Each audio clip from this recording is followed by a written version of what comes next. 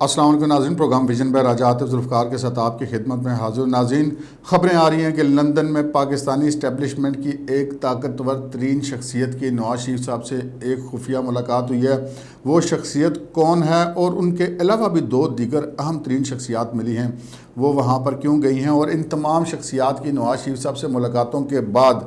London میں مسلم league نون کا اجلاس بلایا جانا، جس میں پاکستان کے وزیر اعظم اور پارٹی کے جو دیگر اہم لوگ موجود ہیں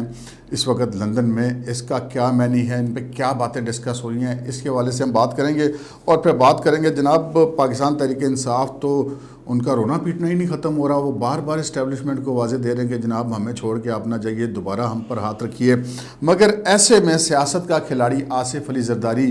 سامنے آیا ہے اور اس نے کہا ہے کہ میاں ہم بھی بیٹھے ہیں، بلکہ ہم ہی بیٹھے ہیں۔ اس کے ساتھ ساتھ ہم بات کریں گے ثوابی میں مریم نواز شریف کا جلسہ اب سے کچھ دیر قبل ختم ہوا، اس میں بہت اہم باتیں مریم صاحبہ نے کی ہیں، ان پہ بات کریں گے۔ مگر اس سے پہلے کہ ہم اپنے پروگرام کو آگے بڑھائیں، آپ سے گزارش ہے کہ اگر ابھی تک آپ نے ہمارا چینل سبسکرائب نہیں کیا تو پلیز کر لیجئے، ساتھ ہی بیل آئیکن بھی دبا دیجئے تاکہ جو ہی کوئی نیا پروگرام اپلوڈ ہوتا ہے تو اس کا نوٹیفیکیشن فوری طور پر آپ کو موصول ہو سکے۔ پروگرام کا باقاعدہ آغاز کرتے ہیں ناظرین۔ سب سے پہلے بات کر لیتے ہیں کہ پاکستان تحریک انصاف کو گزشتہ 24 گھنٹوں کے دوران 3 بڑے دھچکے کون سے لگے۔ پہلا دھچکا تو ان کو لگ گیا تھا جیلم کے جلسے کا، جس وقت ہمیں یہ خبریں موصول ہوئیں کہ جتنے ٹی وی چینلز کی ڈی ایس این جیز وہاں پر لائیو کوریج کرنے کے لیے گئی ہوئی تھیں اور ان کو روک دیا گیا کوریج کرنے سے، اور کہا گیا کہ جی ہم اپنی کوریج کر کے تمام چینلز کو فیڈ دیں گے، تو اسی وقت سمجھ آ گئی تھی کہ معاملات بڑے گڑبڑ ہیں۔ اور وہاں کے جو لوگ ہیں ان کا بھی یہ بتانا ہے کہ وہ جلسہ جو ہے، آپ عمران خان صاحب کے یہ جو گزشتہ جلسے تھے ان کو ہم بہت بڑے جلسے نہیں کہہ سکتے، لیکن کامیاب جلسے ان کے تھے، لیکن جیلم کے جلسے کے حوالے سے شاید یہ کامیاب جلسے والا فارمولہ بھی اس کو ہم لاگو نہیں کر سکتے۔ بہت ساری چیزیں اس میں ایسی تھیں جس میں ایک تو میں نے آپ کو بتایا کہ یہ جو میڈیا کو کوریج کرنے سے روکنا، تو ایک بالکل واضح اشارہ ہے کہ ان کو پتہ تھا کہ اگر میڈیا نے اپنے کیمروں کے ذریعے کور کیا تو وہ ایکسپوز ہو جائیں گے، تو اپنے ایک دو کیمروں سے وہ کور کریں گے تو وہ مخصوص اسے ہی کور کریں گے، اور ایسے ہی انہوں نے کیا۔ دوسرا جو اس جلسے کے اندر اہم بات تھی کہ عمران خان صاحب بہت زور لگا کے بولے۔ مقرر تبھی زیادہ زور لگا کے بولتا ہے جب وہ یہ دیکھتا ہے کہ جلسے کے شرکاء کم ہیں، اور جب وہ جلسے کے شرکاء کم ہوتے ہیں تو وہ کوشش کرتا ہے کہ وہ زیادہ زور لگا کے بولے، زیادہ دباؤ ڈال کے بات کرے تاکہ جو فوکس ہے وہ اس کی گفتگو کی طرف ہو اور جلسے کی کامیابی یا ناکامی یا شرکاء کی تعداد کے حوالے سے نہ ہو۔ اور تیسری بات اس جلسے کی حوالے سے ہم بات کریں تو فواد چوہدری صاحب کا جو سٹیٹمنٹ ہے وہ بڑا اہم ہے۔ اس سٹیٹمنٹ کو میں ابھی جو اگلا میرا نقطہ ہے آصف علی زرداری صاحب کی پریس کانفرنس کا، اس سے جوڑ کر بات کروں گا۔ فی الحال ہم بڑھتے ہیں مریم نواز شریف صاحبہ کے ثوابی میں جلسے کے حوالے سے۔ مریم نواز شریف صاحبہ جو ہیں وہ مسلسل جلسے کر رہی ہیں پاکستان کے مختلف حصوں میں، آگے بھی ان کا شیڈول موجود ہے۔ ایک طرف عمران خان صاحب جلسے کر رہے ہیں، دوسری طرف مریم نواز شریف صاحبہ جلسے کر رہی ہیں، اور جو پاکستان مسلم لیگ نون کی جو حکمت عملی ہے وہ یہی ہے کہ شہباز شریف صاحب اور ان کی کابینہ جو کام کریں، جبکہ جو سیاسی محاذ ہے وہ جلسوں کا، پبلک سے رابطوں کا، وہ مریم نواز شریف صاحبہ ہی کریں۔ الیکشن چاہے 2 مہینے کے بعد ہوتے ہیں، چاہے 8 مہینے کے بعد ہوتے ہیں، چاہے 1.25 سال کے بعد اسمبلیوں کی مدت پوری کرنے کے بعد ہوتے ہیں، تب بھی اگر دیکھا جائے تو ٹیکنیکلی اب الیکشن مہم شروع ہو چکی ہے، اور الیکشن مہم جب شروع ہو جایا کرتی ہے تو پھر بڑی پارٹیاں جو ہیں وہ اپنے جلسوں کی سیریز شروع کر دیا کرتے ہیں۔ تو مریم نواز شریف صاحبہ نے ثوابی میں آج جلسہ کیا،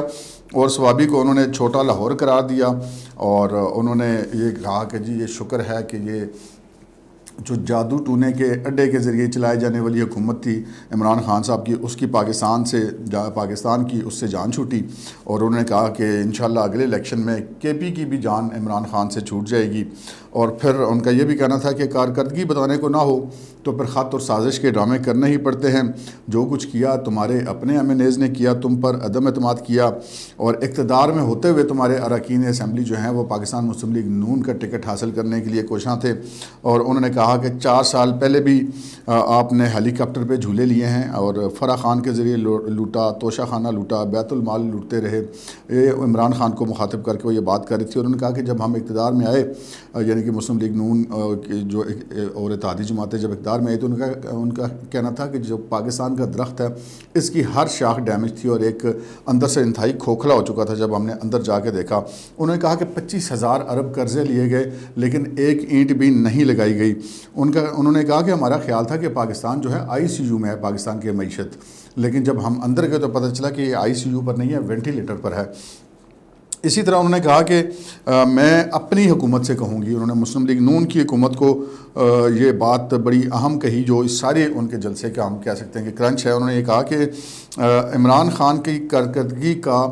بوجھ اٹھانے کی ضرورت نہیں ہے اور جانے دو اسے عوام خود اس سے پوچھ لیں گے کہ وہ کیا کچھ کرتا رہا۔ یہ بہت اہم بات ہے ناظرین۔ اور اس کے علاوہ انہوں نے یہ کہا کہ جی قوم کے دماغ میں جو ہی آپ کی کرسی ہلی تو پھر آپ کا ساتھ ہی دماغ بھی ہل گیا، یہ عمران خان صاحب کو مریم صاحبہ نے کہا، اور کہا کہ جب آپ کی کرسی ہل گئی تو فوج، عدلیہ، میڈیا، سیاستدان سب میر جعفر اور میر صادق ہو گئے، اور کرسی جب موجود تھی تو سارے ادارے بھی آپ کو بڑے اچھے لگ رہے تھے۔ تو یہ جو مریم صاحبہ نے بات کی کہ جو عمران خان کی بری کارکردگی کا بوجھ اٹھانے کی ضرورت نہیں ہے، وہ کلنک کا ٹیکہ اپنے ماتھے پہ لگانے کی ضرورت نہیں ہے، یہ بڑی اہم بات ہے جو اس طرف بھی اشارہ کرتی ہے کہ جو الیکشن ہیں آئندہ وہ قبل از وقت ہو سکتے ہیں۔ مریم صاحبہ کی یہ جو تقریر ہے اس سے یہ لگتا ہے، لیکن مریم صاحبہ اپنا کام جاری رکھے ہوئے ہیں، اپنے شیڈول کے مطابق اپنے جلسے وہ کر رہی ہیں۔ اب ہم آتے ہیں جو جیلم میں ان کا جلسہ ہوا تھا، اس میں جو فواد چوہدری صاحب نے بیان دیا تھا، ایک جو عمران خان صاحب نے وہ ایبٹ آباد کے جلسے میں بڑی انہوں نے تقریر فرمائی اور کہا کہ جی میں تو میں تمہیں بتاؤں میر جعفر کون ہے، وہ سپہ سالار تھا اس کا سراج الدولہ کی فوج کا۔ ویسے خان صاحب کے جو ہیں وہ تاریخ کے اوپر جو عموماً وہ جسے ہاتھ مارتے رہتے ہیں تاریخ پر، ہمیشہ غلط ہی مارتے ہیں۔ اب پاکستان کے لوگوں کو اب انہوں نے ایک نئی تاریخ پڑھانی شروع کر دی ہے بنگال اور میسور کے حوالے سے، لیکن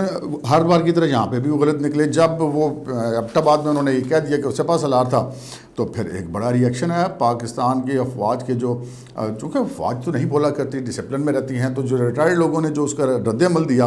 اس سے بھائی جان کے ہوش ٹھکانے آ گئے، اور پھر وہ لگے وضاحتیں دینے جیلم کے جلسے میں، نہیں میں نے تو نواز شریف اور شہباز شریف کو میر جعفر اور میر صادق کہا تھا۔ بھائی آپ نے کہا تھا سپہ سالار ہیں، اب نواز شریف نہ تو لیفٹیننٹ جنرل ہے اور نہ ہی شہباز شریف میجر جنرل ہے۔ تو بہرحال یہ وہ گونگلوں پر سے مٹی جاڑنے والی بات تھی، لیکن اس کے ساتھ ساتھ وہ کہتے ہیں نا چور چوری سے جائے ہیرا پھیری سے نہ جائے۔ فواد چوہدری صاحب کے ذریعے پھر یہ بات کروائی گئی، اور انہوں نے کہا کہ فواد چوہدری صاحب نے کہا کہ جی جو نیوٹرل جو ہے چوکیدار کیسے نیوٹرل ہو سکتا ہے؟ چوکیدار انہوں نے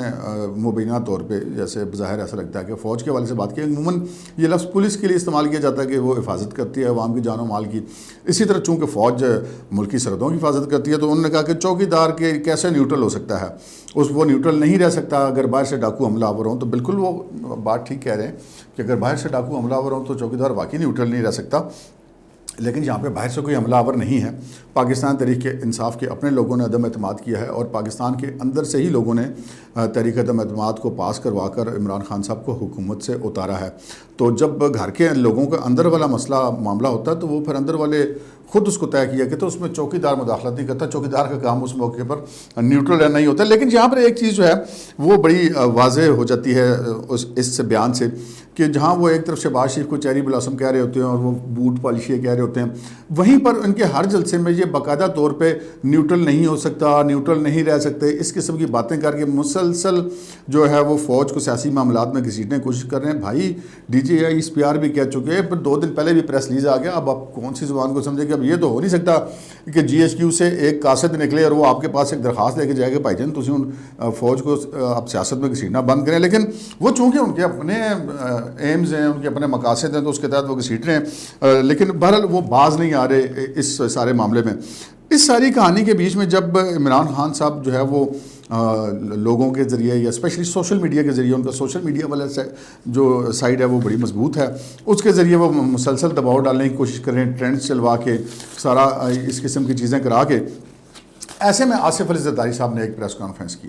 آصف علی زرداری صاحب کی جسے کہتے ہیں نا پریس کانفرنس نے، ہم یہ کہیں کہ ایک پریس کانفرنس نے یہ جو عمران خان صاحب دباؤ ڈال رہے تھے اس کے اثرات کو بھی تقریباً انہوں نے زائل کر دیا، دوسری طرف جو لندن میں جو کچھ چل رہا ہے اس کے حوالے سے بھی بہت ساری وہ ٹپس وہ دے گئے۔ آصف علی زرداری بولے تو پھر واقعی ایسا لگا کہ جیسے کوئی سیاستدان بولتا ہے۔ ان کی جو آج کی پریس کانفرنس تھی اس کے حوالے سے کچھ نکات آپ کی خدمت میں پیش کرتے ہیں۔ آصف علی زرداری صاحب نے جو پریس کانفرنس کی اس میں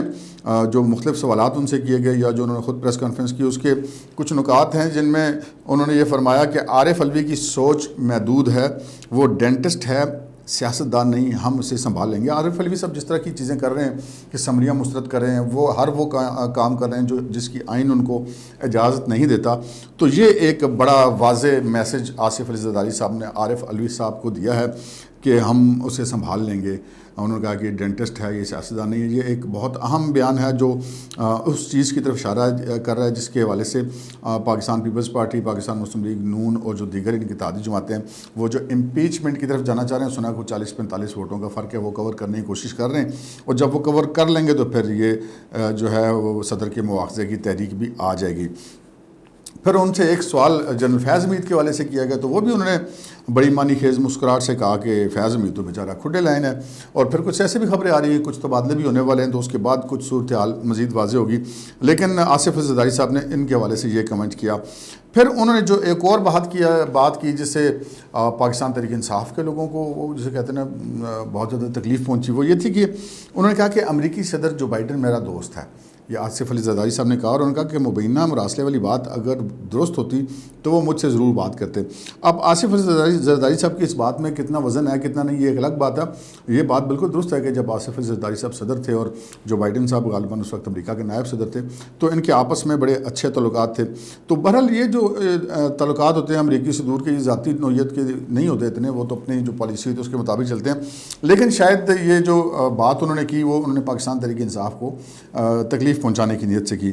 پھر انہوں نے ان سے سوال کیا گیا کہ جی، اور ان سے سوال نہیں کیا گیا بلکہ انہوں نے عمران خان صاحب سے ایک سوال کیا۔ انہوں نے کہا کہ اگر فوج غیر سیاسی ہوئی ہے تو ہمیں جنرل باجوہ کو سلوٹ کرنا چاہیے یا ان سے لڑنا چاہیے۔ یہ مطلب ایک انہوں نے بڑی اہم بات کی، اور پھر انہوں نے کہا کہ ہم الیکشن سے نہیں ڈرتے۔ ہم کب کہا کہ ہم الیکشن نہیں کروائیں گے؟ انتخابی اصلاحات سے قبل الیکشن کا فائدہ نہیں ہے، اصلاحات مکمل ہونے پر ہو جائیں گے، اس پر میرا اور نواز شریف کا اتفاق ہو چکا ہے۔ یہ بہت اہم بات انہوں نے کی ہے آصف زرداری صاحب نے۔ اس چیز کا تعلق اس میٹنگ سے بھی ہے جو کہ لندن میں اس وقت جاری ہے، اور اس کے ساتھ ساتھ انہوں نے نیب کو غیر سیاسی بنانے کی بھی بات کی۔ ابھی ہم واپس اسی طرف چلتے ہیں جو میں نے آپ سے بات کی لندن والی میٹنگ کے حوالے سے۔ لندن کی میٹنگ کے حوالے سے ایسی چیزیں سننے میں آ رہی ہیں کہ جی نواز شریف صاحب نے اپنی پارٹی کے وزیر اعظم کو اور جو پارٹی عہدیدار ہیں ان کو اس لیے طلب کیا کہ اس حوالے سے مشاورت کی جا سکے کہ آگے کیا کرنا ہے، انتخابی اصلاحات کتنے وقت میں مکمل ہوں گی، پاکستان مسلم لیگ نون کی حکمت عملی کیا ہوگی، آئندہ الیکشن میں ہم نے کب جانا ہے۔ یہ ساری چیزیں ہو رہی ہیں، اور اسی لیے ان کو بلایا بھی گیا تھا، خصوصاً ملک کی جو معاشی صورتحال ہے، ہم نے اپنے کل کے ولاگ میں بھی یہ بات کی تھی۔ لیکن جو سب سے اہم بات ہے جو وہ میٹنگ بلانے کی وجہ بنی وہ بہت اہم ہے۔ ایک تو جناب نجم سیٹھی صاحب اس وقت پہنچے ہیں لندن میں، اور نواز شریف صاحب سے ان کی ملاقات بھی ہوئی ہے۔ نجم سیٹھی صاحب کے بارے میں ایسی اطلاعات آ رہی ہیں کہ شاید وہ دوبارہ پاکستان کرکٹ بورڈ کی چیئرمینی ان کے حوالے کر دی جائے گی۔ لیکن نجم سیٹھی صاحب چونکہ پاکستان کی سیاست میں بہت سینئر صحافی ہیں، بہت وسیع تجربہ رکھتے ہیں، تو ان کا مشورہ جو ہے وہ ضرور نواز شریف صاحب بھی لیں گے۔ تو نجم سیٹھی صاحب کی ان سے ملاقات بہت اہم ہے۔ لیکن نجم سیٹھی صاحب سے بھی زیادہ اہم اس شخص کی ملاقات ہے نواز شریف صاحب سے جو پہلے بھی اسٹیبلشمنٹ کے درمیان اور نواز شریف کے درمیان رابطوں کا باعث رہا۔ میری مراد اس حوالے سے محسن جمیل بیگ ہے۔ محسن جمیل بیگ جب گرفتار ہوئے تھے تو اس وقت بھی ناظرین ہم نے آپ کو اسی چینل سے، اسی پلیٹ فارم سے آپ کو بتایا تھا کہ ان کو جو سزا دی گئی ہے وہ بنیادی طور پر ان خبروں کی دی گئی ہے جو کہ عمران خان صاحب کو اس وقت ملی تھی کہ محسن جمیل بیگ صاحب جو ہیں وہ نواز شریف صاحب اور پاکستان کی اسٹیبلشمنٹ کے درمیان رابطے کا پل بنے ہوئے ہیں اور اس خلیج کو کم کرنے میں اپنا کردار ادا کر رہے ہیں۔ اور محسن جمیل بیگ صاحب نے جنگی ترین وغیرہ کے ساتھ بھی جو فاصلے تھے ان کو کم کرنے میں اپنا کردار ادا کیا تھا۔ تو محسن جمیل بیگ صاحب اس موقع پر جو لندن میں موجود ہیں اور ان کی مبینہ طور پہ نواز شریف صاحب سے ملاقات بھی ہوئی ہے، اس حوالے سے بہت ساری چہمگوئیاں کی جا رہی ہیں کہ جی وہ کوئی پاکستان سے کوئی پیغام لے کے گئے ہوں گے۔ یقینی بات ہے کہ ان کے ذریعے پیغام رسانی ہو سکتی ہے، وہ پہلے بھی کرتے رہے ہیں اور اسی وجہ سے وہ اس وقت لندن میں بھی موجود ہیں۔